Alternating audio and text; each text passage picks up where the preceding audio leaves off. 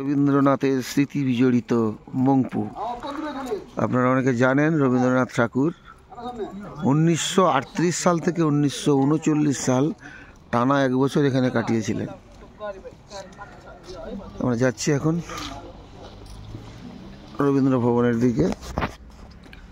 আমরা district civil বার অ্যাসোসিয়েশনের 42 জন আইনজীবী আমরা এসেছি। মংপু হয়ে আমরা দার্জিলিং যাব। এখানে এই সেলস কাউন্টার রয়েছে।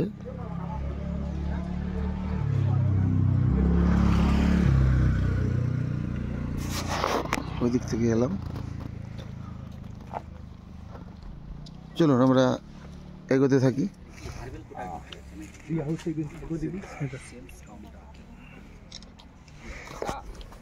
দেখতেই পাচ্ছেন মংপু রবীন্দ্র ভবনে ঢোকার ঠিক সামনেটাতে রয়েছে। আমরা যাবো রবীন্দ্র ভবনে, ঢুকবো। পরবর্তী ক্লিপস আবার কিছু দেখাবো। আপাতত এই পর্যন্ত।